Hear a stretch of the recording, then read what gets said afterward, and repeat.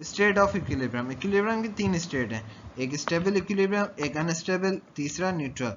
Stable equilibrium के अंदर क्या होता है कि आप जब भी इस कोन के ऊपर थोड़ी सी भी फोर्स लगाएंगे तो ये अपनी जगह थोड़ी सी चेंज करेगा, लेकिन फोर्स हटाने पर आपसे अपनी जगह पे आ जाएगा। अनस्टेबल में क्या होता है कि आप इस पर जैसे ही फोर्स लगाएंगे तो ये अपनी स्टेबिलिटी गवा देगा और ये दोबारा इस इक्विलिब्रियम में नहीं आ पाएगा। न्यूट्रल के अंदर क्या होता है, न्यूट्रल के अंदर ये होता है कि आप जब भी इस पर फोर्स लगाएंगे ये वापसी अपनी इस पोजीशन पे तो नहीं आएगा, लेकिन एक और पोजीशन अटेंड कर लेगा और उसी में इक्विलिब्रियम में होगा, जो सिमिलर होगी हमारी पहली पोजीशन से। Stable equilibrium, when a body comes back to its original position when it is slightly displaced, equilibrium of such body is called stable equilibrium. Unstable equilibrium, a body is said to be in unstable equilibrium if it does not come back to its original state when slightly displaced. When a body is slightly displaced, it does not come back to its original position but attains another position similar to its original position. यही तीनों बातें मैं आपको पहले वाली slide में बता चुका हूँ। A uniform rod 10 meters long weight 30 Newton is supported in horizontal position on a fulcrum with weights 40 Newton and 50 Newton suspended from its ends. As shown in figure, find the position of the fulcrum. तो हमें basically दो चीज़ें मालूम करनी है, एक क्या है F मीन्स फोर्स। एक तो हमें फोर्स मालूम करनी है कि फुलक्रम पर हम कितनी फोर्स लगाएंगे कि वो एक इक्विलिब्रियम मेंटेन करेगा। दूसरी चीज़ हम उसको किस पोजीशन पे, मीन्स हम उसको किस डिस्टेंस पे वो फोर्स अप्लाई करेंगे तो हमारी इक्विलिब्रियम मेंटेन रहेगी। तो सबसे पहले हम क्या चीज़ मालूम करते हैं, सबसे पहले हम इक्विलिब्रियम का हमारा फर्स्ट लॉ अप्लाई करते हैं कि सारी फोर्सेस जो हैं उनका अगर ऐड किया जाए तो उनका सम ज़ीरो आना चाहिए।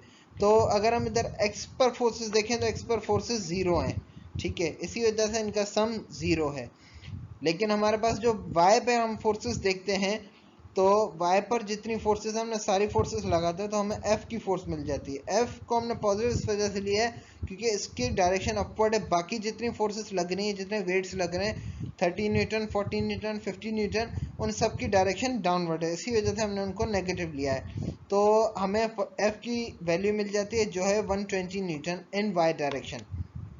f of y, f of x zero किस वजह से, क्योंकि x पर कोई भी फोर्स नहीं लग रही, इस वजह से सम ऑफ x फोर्सेस ज़ीरो है।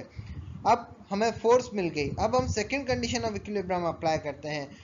y के डायरेक्शंस में जितनी फोर्सेस लग रही हैं हम सब पर इक्विलिब्रियम कंडीशन अप्लाई करते हैं और फोर्सेस मालूम करते हैं। तो सबसे पहली जो फोर्स हमारी f है, f का हमें डिस्टेंस ही मालूम करना है, तो हमने उसको एज x सपोज किया है। यहाँ पर जैसे दो x हैं, एक x मल्टीप्लाई करें, दूसरा x जो AD की वैल्यू है वो हमारी सपोज वैल्यू है, हमें ये वैल्यू मालूम करनी है। दूसरी फोर्स हमारी कौन सी है, एक लग रहा है वेट W, कौन सी कितनी डिस्टेंस पर लग रहा है, AC पर लग रहा है। तीसरी फोर्स हमारी क्या है 50 न्यूटन, ये कितने डिस्टेंस पर लग रही है, ये डिस्टेंस लग रही है AB पर, ठीक है। तो हम इनको सॉल्व करते हैं, सॉल्व करने के बाद हमें x की वैल्यू मिल जाती है जो है x is equal to 5.4 metres. Figure से आपको काफ़ी सारी बातें इजीली नज़र आ रही हैं। आपका शुक्रिया। आपको अभी भी कोई भी हमसे सवाल पूछना हो तो हमारी ईमेल एड्रेस गिवन है और हमारा व्हाट्सएप नंबर भी गिवन है। Kindly don't forget to like, share and subscribe our channel.